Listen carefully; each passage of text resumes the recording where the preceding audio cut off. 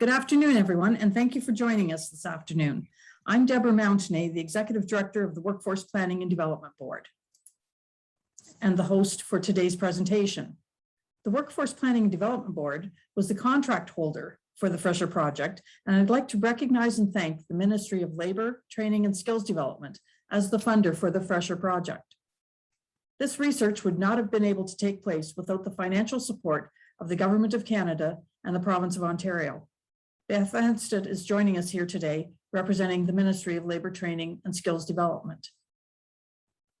The project also had the support and leadership of an advisory committee consisting of Kate Burns Gallagher, representing the Western Ontario Wardens Caucus, Colin Galloway from the County of Elgin, Joanne Wolnick from the Southwest Ontario Tourism Corporation, Kim Earls from the South Central Ontario Region Economic Development Office, and Art Gibson from the Huronborough Group.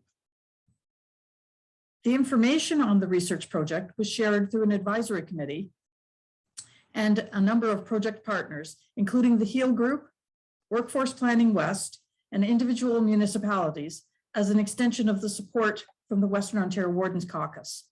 We thank all of these organizations for their support of the project.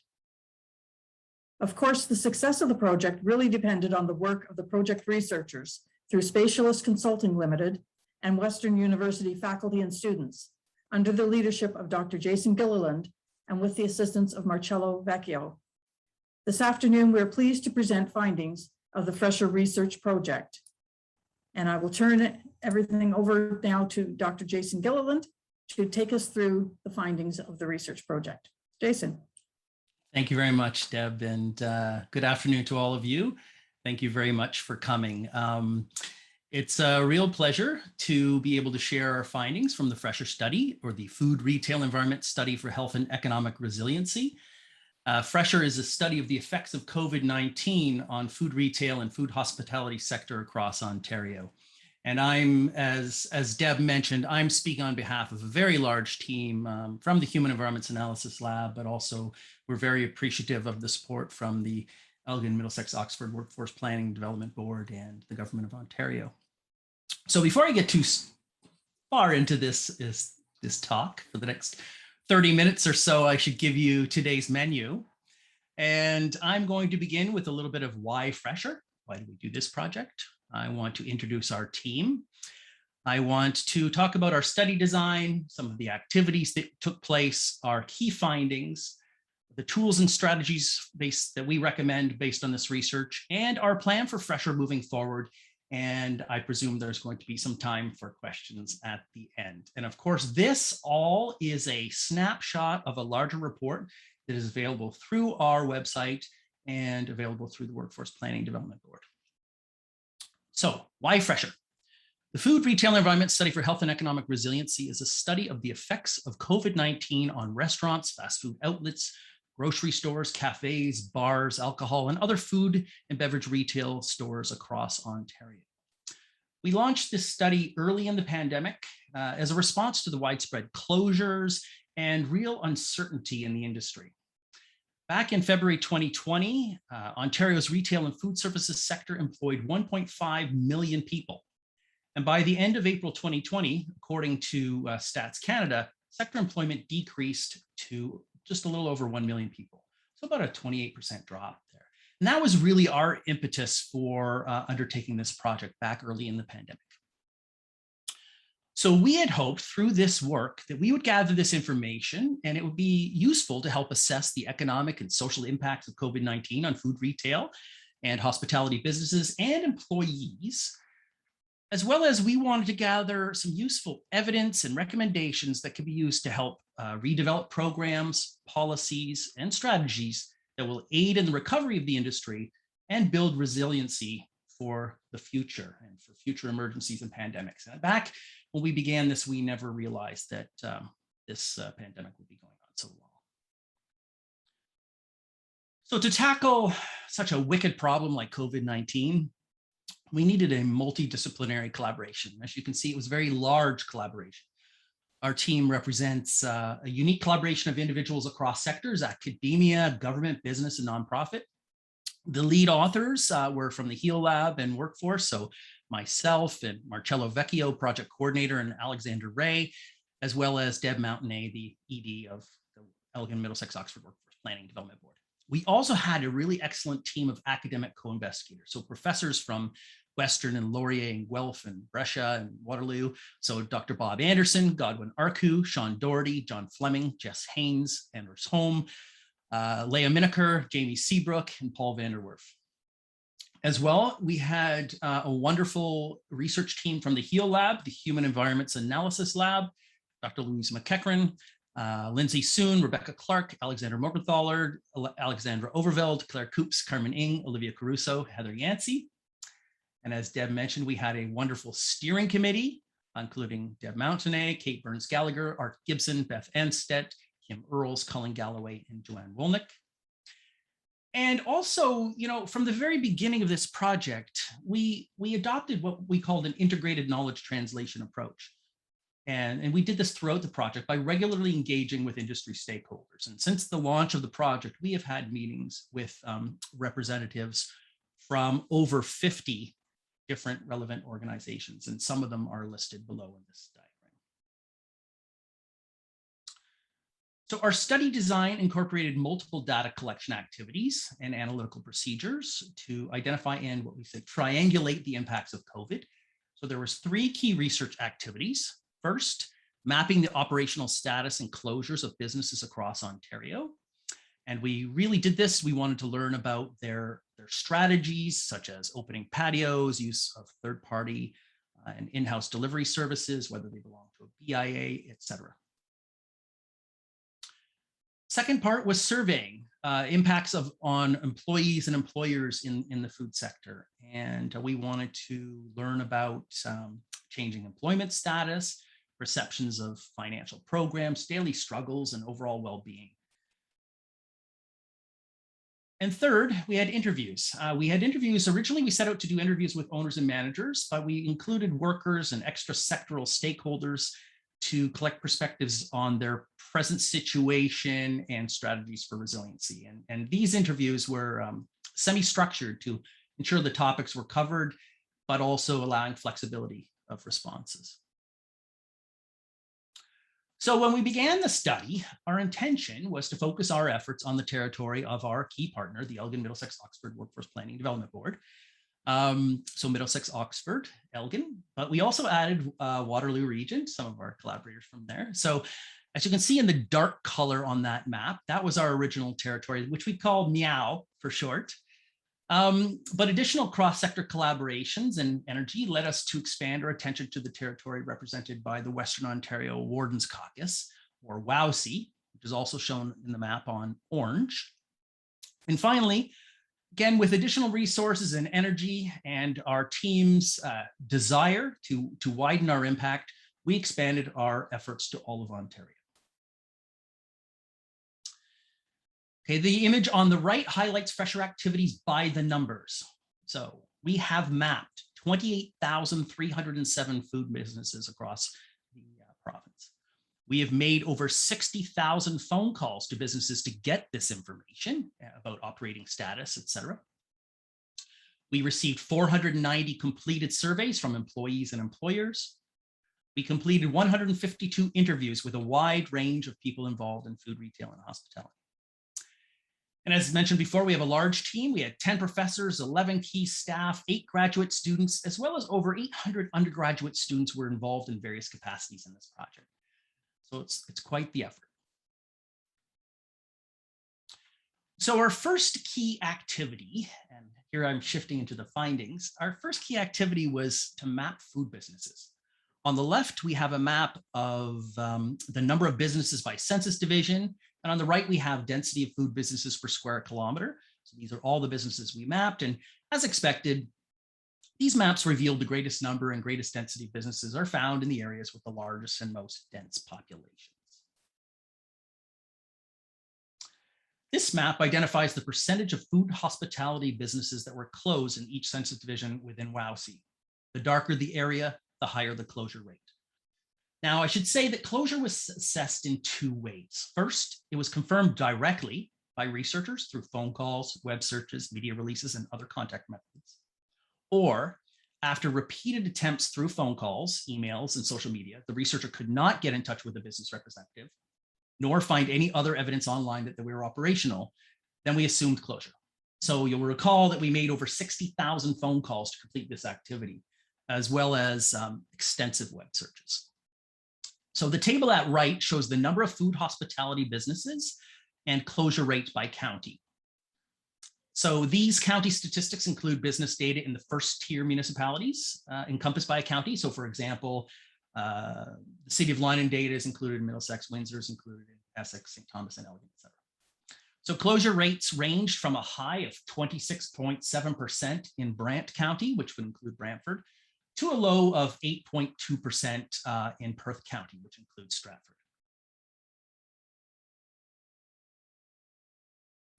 At the launch of our project, soon after the COVID outbreak, we thought the pandemic might have an impact on access to healthy food retailers, with some grocery stores closing and turning some communities into so-called food deserts. While the food hospitality sector was hard hit by the COVID-19 pandemic, with many business closures, very few grocery stores closed during the pandemic. In fact, many grocery store chains had record profits during COVID. So with our data, we could also map access to grocery stores. As can be seen from the dark shading on this map on the left, in most areas of Wowsy, over 80% of the population lives within 5 kilometers, or a short drive, of a grocery store. However, there are some rural areas that are represented by very light shading. That means that less than 20% of the population in these areas has access to a grocery store within 5 kilometers. Recognizing that not everyone has access to a car, the map on the right considers grocery stores within walking distance. As illustrated by the predominantly light shading on this map, most areas are less than 20% of the population has access to a grocery store within walking distance of home.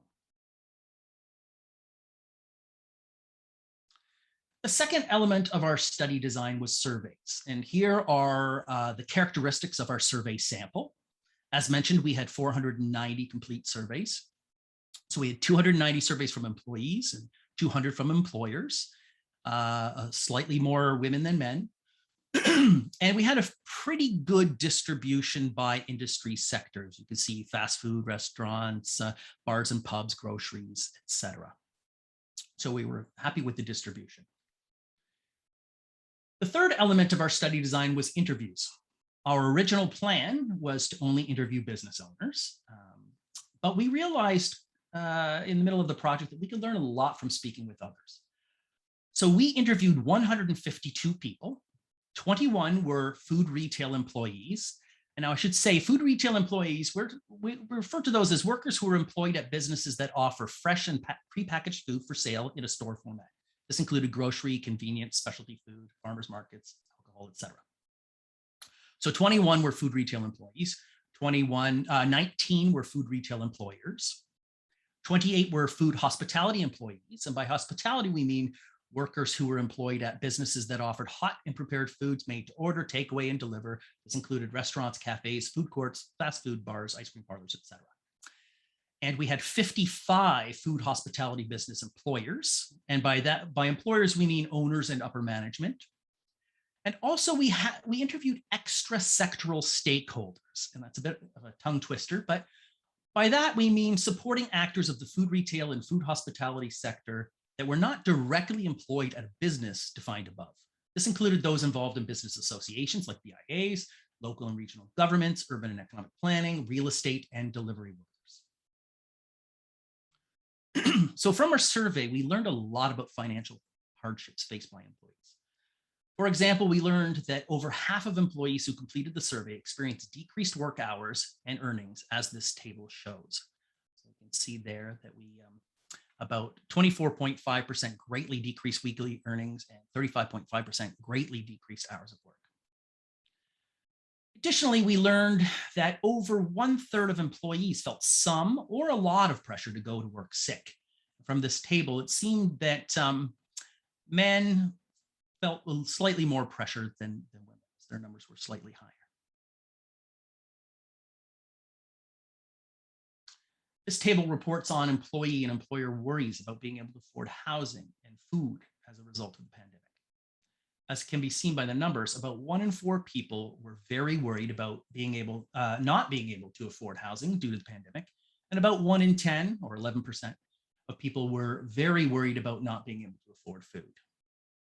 These fears were greater for employees than employers, as can be seen by the numbers.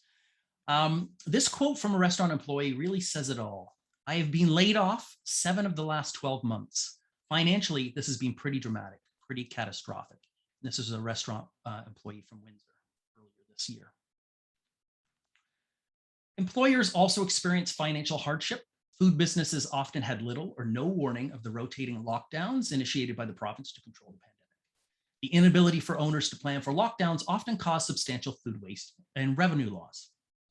As this graphic shows, business owners reported major declines in business performance. The predominance of green color here on the left of the diagram indicates that most employers felt their business performance was excellent or good before the pandemic, while the predominance of red and orange on the right side of the diagram indicates that most employers felt their business performance was poor or satisfactory during the pandemic. In fact, more than 60% of businesses that reported having excellent or good performance pre-pandemic had declined to satisfactory or poor during the pandemic. And this quote from a food hospitality business owner in London is illustrative of what we heard. They said, when we could only do takeout and delivery, we were doing 25% of our normal sales. When only patios were allowed, people stopped ordering since they could go out to other businesses. Our sales dropped to 7% of a normal month. And this business has been profitable for 12 years. Our survey also asked questions to learn about employee and employer well-being. Many employees experienced increased emotional and physical exhaustion throughout the pandemic as demands placed upon them by both the public and employers escalated. So this table shows change in physical health, sleep quality, and mental health during the pandemic. And as the numbers attest, we have really, most participants reported slight declines in all 3 of the health measures. Management was also under considerable strain, pressure dealing with the decreased revenues, mounting debt, and laying off staff. And this is one interesting quote from a restaurant owner. He creatively captured the frustrations of many. So looking at the potential to pivot, I think I'm going to poke somebody in the eye and in the nose when I hear that word, because it's an annoying word. You know, this ain't basketball we're playing. We're playing with grenades and live ammo is the way I look at it. And that's the only word I can think of because it's warfare. And it is unfortunate, but that is the reality. Despite hearing about hardships and declines in well-being, we also heard many positive stories. For example, employees cited management as a key supporter of their well-being. Supervisors increased their communications with staff, sought to create a more supportive workplace, and made efforts to accommodate staff scheduling. Business owners also listed going above and beyond customer expectations as a means of making their business feel safer. This had the added benefit of helping staff feel safe and management feel better connected to their community. One restaurant owner employee from London remarked, "So my manager has always been really good with that. He always let all of us know that if we ever need to talk or discuss anything, he's always there to help. Even if it's something he can't change for us, he's still always available." And one food retail manager from Guelph remarked, "My company always had different resources for health and wellness. I do feel like they've been increased, definitely marketed them more so than ever before." Another major theme that came up in the interviews and surveys was infrastructure. Infrastructure changes were often necessary for businesses to survive, and these took place both in the physical space and online space. This move resulted in unexpected costs, but for those who had systems already in place, they had less catching up to do. Rotating lockdowns often made these changes and investments unexpectedly useless and ineffective, leading to even more strain. Those lucky enough to have existing or space for new patios were able to pivot, that word again, and keep revenue coming in despite indoor dining bans. So this table shows the uptake of delivery and online ordering among business owners. So we asked the question, when did you start offering your delivery service? And we had 26.5% say prior to the pandemic, 26.5% also said during the pandemic, and 47% still do not offer a delivery service. We also asked, when did you start offering your online ordering and pickup service? We had 24% prior to the pandemic, 32% during the pandemic, and 44% do not offer. And we can see here that typically people who, businesses that had the service, had one, you typically had both services.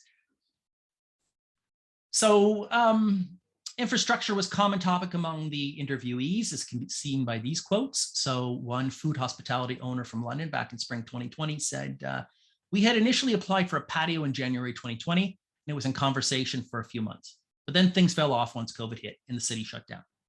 Once the policy changes happened in the spring, we resubmitted and it was approved the next day. We opened a 180-seat patio 48 hours later. So positive response. And one food hospitality owner from Mississauga earlier this spring said, since we don't have dine-in anymore, we had to move all the tables to the back. And then every time the government announced that they might lift restrictions, we put it back up. And then they say, oh, never mind, we're going into lockdown. And we put it back again. So this really captures some of the frustrations of owners over the time. Given our rich mapping database, we are also able to illustrate some geographical patterns of infrastructure. For example, on the left here, we have the percentage of food hospitality businesses with open patios in Wowsy by census subdivision. So again, the darker the shading means the higher percentage of businesses that have that.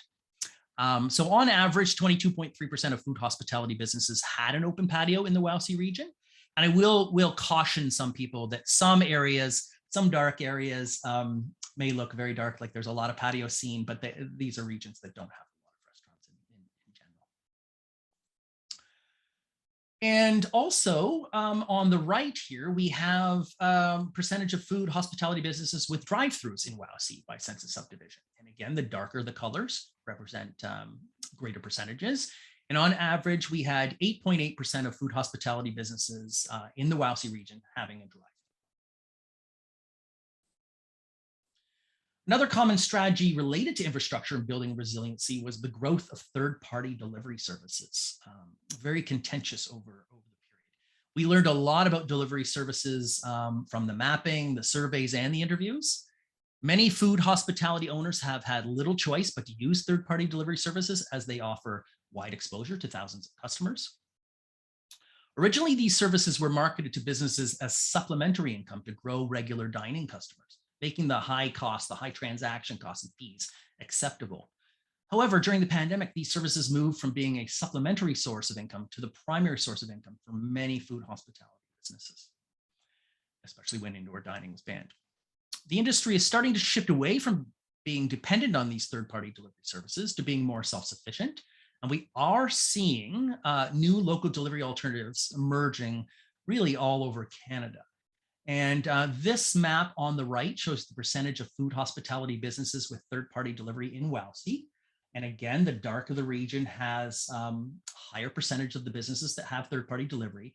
And what you see here really is as an urbanization or pattern going on here. The darker the areas tend to be the urban settlements. And of course, that all relates to population density and drive times.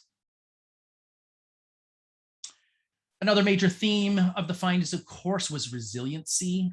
There were many positive signs of resiliency exhibited by employers and employees. As lockdowns continued, businesses became more dependent on alternative business models. Many food retail locations moved from supplying commercial clients to supplying personal consumers. Businesses often cut staff and streamlined services to lower expenses wherever they could. And for those food retail and hospitality employees who remain employed, many discussed an increased awareness by their employers of mental health issues, the draining effect of COVID-19 on their mental well-being. And so, for example, here's a quote from a food hospitality owner from London. At the beginning of the pandemic, we created a grocery-style delivery service where we delivered fresh fruits and vegetables and others. We are basically running 4 different business models and seeing which one is the best to go with. and a food hospitality director from Waterloo told us in the winter of 2021, I and 2 other managers have become frontline staff. We are at the host stand, answering the phone, taking orders, processing payments, and then the kitchen managers and 2 of the former front of house managers who had past kitchen experience make all the food in the kitchen now. In the survey, we asked employees where they saw themselves in a year, and many employees expressed a desire to look beyond the industry, with 46.7% indicating a likeliness to do this within 1 year, in addition to 46.9% likely to go back to school, and 22.9% in total contemplating retirement. So that's the addition of the 2 columns of extremely likely and somewhat likely. And this might explain the labor shortages that many businesses are currently experiencing. We also asked employers the same question. So where do they see themselves in 1 year? Most employers, or 63.8%, saw themselves remaining in the sector. Many employers reported having increased their own work hours and being more hands-on by taking over activities that were once done by part-time staff. Okay, so based on all of the findings from our mapping and our surveys and our interviews and meetings with stakeholder organizations, we've collected numerous strategies for aiding the recovery of the industry and building resiliency for the future. On this slide, we present just a few of the strategies for employers in food retail and food hospitality businesses. And these are a few highlights, and there are many more that can be found in the full report. So first, utilize a point of sale system that streamlines both online and in-person purchasing within a single system. Work with other local retailers to buy supplies in bulk and coordinate supply deliveries. Partner with other businesses to share and expand product offerings at each other's stores. Promote staff mental well-being by creating and/or supporting employee assistance programs. Consider creating an in-house delivery service or partner with other local businesses to create a more affordable communal delivery service. Design an emergency floor plan that's flexible for indoor and outdoor spaces to keep on hand in the event of future restrictions on customer capacity. Collaborate on promotional activities with other local businesses. Implement and/or retain digital menus. They're quick, efficient, and more environmentally friendly. Audit your patio prices strategically to increase average margins by raising prices on targeted items while lowering prices for less popular items to increase value perception, or by slightly lowering prices on items that pair well together. The report also presents numerous strategies for employees in the food, retail, and hospitality sector. And here are a few highlights. Focus on your personal well-being outside of work to manage the impact of work-related stress. Initiate or participate in workplace support programs. Work with management to access training and conflict resolution to help deal with those difficult customer responses to mandatory COVID public health measures. Share knowledge about support and training program with coworkers and supervisors.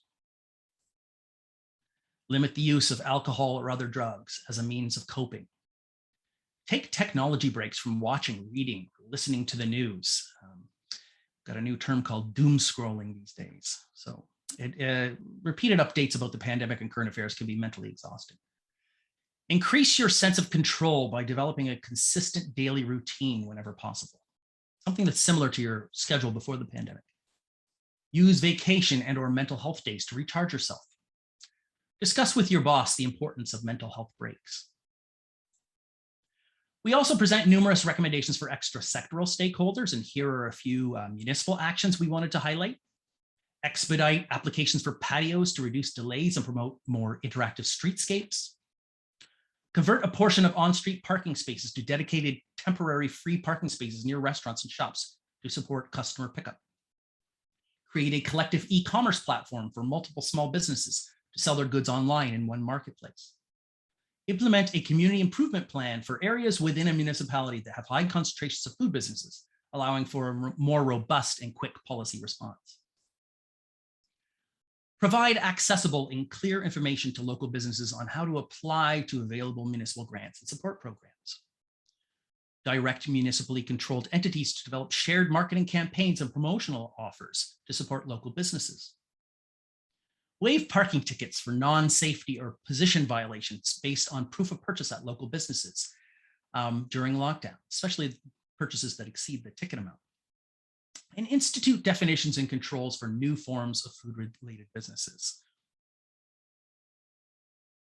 We also collected several recommended strategies at the provincial level, such as implement a direct benefit paid sick leave system that immediately pays out to small business owners rather than a retroactive tax credit. Demonstrate flexibility and compassion in the enforcement of regulatory changes on business operations immediately following a transition period. Introduce legislation to create a highly competitive and sustainable third-party delivery industry that should involve transparency and capping of transaction fees for owners and customers, and additional protections for businesses, consumers, and drivers. Establish parity between the server minimum wage and minimum wage, and institute employee control over tip sharing policies in the workplace. At the federal level, some of our strategies include develop better income replacement supports for service sector employees that limit reductions from holding part-time employment. Targeted financial supports and infrastructure programs for the redevelopment of main streets and other vacant or underperforming commercial areas as designated by local municipalities. Empower local area municipalities to designate areas with active and or recently active public works to receive exemptions from typical incentive program rules that can be quite restrictive. Revenue-based business support programs should use the last 5 years of tax returns and eliminate limitations for all new businesses. Finally, I want to conclude by telling you a bit about our plans for Fresher moving forward. So it doesn't end here.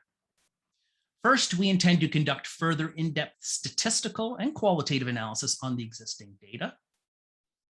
We want to analyze data from a recently developed household survey that we deployed in the region to gather data on consumer attitudes and preferences. And we're really trying to figure out what's it going to take to get local consumers back downtown or back into food retail. We want to distribute our findings to various stakeholders like yourselves on this call and continue to share insights through our website and social media channels. So if you go to our Fresher website, fresher.theheel.ca, you'll see a lot of reports. We did 13 plays of the week, which were our unique strategies and programs, short stories on strategies, and 12 deep dishes about in-depth blogs about what's going on. And we're going to continue to update that website with material.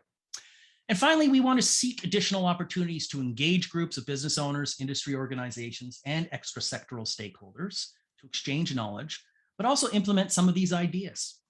We want to keep going. We want to think about some of these interventions that will help build resiliency, help get some of these businesses back on their feet. And with that, I just want to say thank you very much for listening, and I'm open for any questions. And also, please do, if you want more information, go to fresher.theheel.ca. And please do follow us on Twitter and Instagram. We are at Fresher_Canada. Thank you, Jason. I'll stop sharing. So if there are any questions for Jason, you have the option of either entering them into the chat or coming on camera and putting that question forward. As Jason said, the information is all being contained on the website, fresher.theheel.ca. And so a copy of the final report will be available through that site, as will a copy of today's recording. You'll also be able to find both the final report and a copy of today's recording on the Workforce Planning Board site as well, which is workforcedevelopment.ca. So thank you, Jason. So far, we've had a couple of thank yous in there. Very impressive data collection, and I really enjoyed the slides and graphics. And actually, Jason, I do want to mention that we do thank you for making all of this information very accessible for those of us that are not researchers and that don't want to sit and look at charts all day. So you've made it a very good story out of all of this. And I think the presentation will really be beneficial for people to share more broadly as well in their own communities. Well, thank you very much. My pleasure. And a lot of the credit goes to Marcello and AJ. the graphics and the hard work. And yeah, I promise the no regression analyses or scatter plots in presentations. So.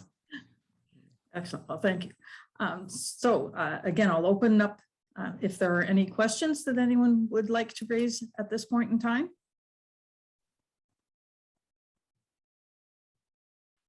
Okay. At this point, it looks like there are no further questions coming in. Just some thank yous for you, Jason. Is there anything you'd like to say in conclusion? Yeah, I would add, AJ just put a note saying we also encourage everyone to participate in and share our recent household survey, which are still, and we are still collecting online responses. So if you go to gofresher.theheal.ca, you can find that survey. It'd be great if you spread the word. That survey we're doing in two ways. We did a mail out to individual households, as well as we are doing an online version that we can merge. Great. And actually, we do have a question in from Justin Faulkner at Workforce Windsor Essex. What surprised you the most, Jason? Wow, what surprised me the most? Okay, I'm gonna answer something, and then I'm gonna put it on to Marcello and to AJ to say what surprised them the most. I think one of the biggest surprises was at the very beginning how to be honest, how devastating it was for food hospitality, but how positive it was for food retail. Now, after thinking about it, it made perfect sense, right? That if you're not going out to eat, you're buying more food at home, and so you're buying more groceries. So originally we thought that everyone was going to suffer, but what we found out that food retail had record profit years, especially those big grocery chains. So that was a pretty big surprise. I don't know, Marcello? Sure, I'm going to think about it a little bit more too. Yeah, I'll just add, I think I was personally surprised by the amount of collaboration that came out of this between businesses that just sort of found ways to make things work. Early on when we were talking to some just they were talking to each other and realizing how much they were both suffering, and said, well, if I sell your products in my store, will you sell my products in your store? And just things like that back and forth that kind of shed some positive light in collecting some of this negative information. And I think going forward, it's going to be a key thing to sort of, use as an anchor of economic development for the future, and sort of getting some of these businesses to work together in what was typically a more competitive environment before the pandemic. Thank you. One of the things that I hope we've learned from this and will stay post-pandemic is a lot of the municipal innovations we've seen on space allocation. So, for example, we've been talking about patio programs for a long time and the importance of temporary patio conversions. The pandemic was kind of a catalyst for a lot of municipalities to start introducing those programs with great success. And I hope that they'll stay post-pandemic, because it seems that there is a huge market in Southwestern Ontario for those types of patios and spaces across the province. The other thing is this concept of temporary delivery parking. That recommendation came from London with their new delivery zone policy, which is a bunch of spaces kind of off the main streets that are designated for 20-minute pickup and delivery. I think those spaces in particular are solving a really challenging issue with a lot of municipalities have around their new flex streets and creating pedestrianized zones of, there's a perceived conflict between businesses having pickup and delivery access and closing the street to vehicles and opening it to people. And I think those zones are creating a really nice balance that I hope we keep up after the pandemic. Yeah, I echo those comments from Marcello and AJ. And partially what was surprising, when we first launched this, we had such good uptake from different organizations across Canada. There was a flurry of activity. But then as we got a little bit deeper into the pandemic, then everyone was probably just trying to hold on. And I was actually surprised at the lack of collaboration at first by some groups. And then some other unknowns coming to the front, and some really creative ideas that came out. And so I think we also need to dig deeper about why do some things work in some municipalities and they don't work in other municipalities, or they're not being tried. And I think, again, I think it's just COVID really took took everybody by surprise, and the fact that it's still ongoing and a lot of people are just hanging in there. So I'm hoping that some of these lessons learned we'll be able to share. And I hope there's a lot of talking in the spirit of collaboration among communities. Marcella mentioned that it is a very competitive industry, food businesses, but you should realize that they're all in this together, right? Absolutely. Well, thank you so much, Jason, Marcello, and AJ, for your comments on your findings. And we look forward to seeing the work continuing and being able to follow all of that along on the Heel, on fresher.theheel.ca. And I'd like to thank everyone for joining us today. Hopefully you've learned a lot about what happened with food retail businesses during the pandemic, and also it's hopefully given you some ideas on things that you may want to take forward to share in your local municipality or at the provincial or at the national level, and certainly back with all of those food retailers as well that have been so impacted by the pandemic. So thank you everyone for joining us today, and we wish you a good afternoon. Thank you very much.